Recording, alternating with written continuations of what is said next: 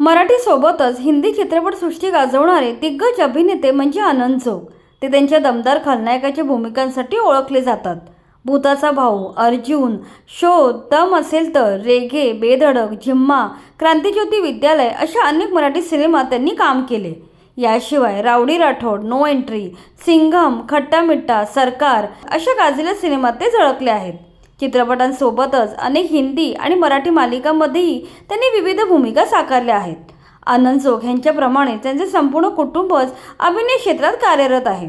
त्यांची आई, पत्नी, मुलगी आणि जावई या सर्वांनीच मराठी मनोरंजन विश्वात आपला ठसा उमटवला आहे. चला तर त्यांच्या कुटुंबाविषयी सविस्तरपणे जाणून घेऊया. आनंद जोग यांच्या आई म्हणजे ज्येष्ठ अभिनेत्री शांता जोग. त्यांच्याविषयी बोलायचे तर 1950 ते 1980 या दरम्यान त्यांनी मराठी मनोरंजन विश्व गाजवले. त्यांचे वडील म्हणजेच आनंद जोग यांचे आजोबा केशवराव खरे हे नाटककार होते. त्या वडिलांबरोबरच बालकलाकार म्हणून काम करायच्या. त्यामुळे लहान वयातच त्यांना अभिनयाची गोडी लागली.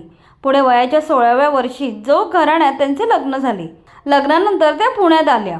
पुण्यात फर्ग्युसन कॉलेजमधून महाविद्यालयीन शिक्षण घेत असताना त्यांनी नाटकात कामे केली. यातूनच त्यांना भालजी पेंढारकर यांच्या सासुरवास चित्रपटात महत्त्वाची भूमिका मिळाली. या चित्रपटापासून त्यांचा सिने क्षेत्रातील प्रवास सुरू झाला. पुढे त्या तारामंडल, उसना नवरा, तुझे आहे तुझपाशी, भावबंधन, अंगाई, सुंदर मी होणार, आराम हराम आहे, वराडी आणि वाजंत्री अशा चित्रपटातून त्या प्रेक्षकांच्या भेटीला येत राहिल्या. नटसम्राट या नाटकातील कावेरीची भूमिका शांता जोग यांनी साकारली होती.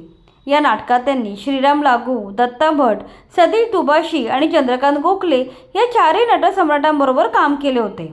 मंतरलेली चैत्रवेल या नाटकाच्या दौऱ्यावर असताना 5 एप्रिल 1980 रोजी त्यांचे दुर्दैवी निधन झाले. या नाटकाचा प्रयोग आटपून कलाकार मंडळी मुंबईच्या दिशेने निघाली होती. तेव्हा नाटकाच्या बसला आग लागून भीषण अपघात झाला. या आगीत नाटकात काम करणारे 8 लोक मृत्युमुखी पडले. या अपघातात शांता जोग यांचा देखील मृत्यू झाला. त्यांच्या मृत्यूनंतर आनंद जोग यांनी त्यांच्या अभिनयाचा वारसा पुढे चालवला. आनंद जोग यांनी अभिनेत्री उज्ज्वला जोग यांच्याशी लग्न केले. उज्ज्वला या देखील मराठी अभिनेत्री आहेत. या गोजीरवाण्या घरात, असंभव, हम बने तुम बने, बाळूमामाच्या नावानं चांग भलं, सौभाग्य यासारख्या अनेक मालिकांमध्ये त्यांनी काम केले. काही वर्षांपूर्वी त्यांनी तू तेव्हा तशी या मालिकेतील भूमिका विशेष गाजवली. याशिवाय नवरा बायको, पावनखिंड, इश्श, तानी, झेंडा, ही पोरगी कोणाची यांसारख्या अनेक चित्रपटात त्या झळकल्या आहेत. पुढे आनंद यांची मुलगी क्षिती जोग हिने देखील आपल्या आईवडिलांच्या पावलावर पाऊल ठेवून अभिनय क्षेत्रात प्रवेश केला. क्षिती जोगने दामिनी या गाजलेल्या मालिकेतून अभिनय क्षेत्रात पदार्पण केले.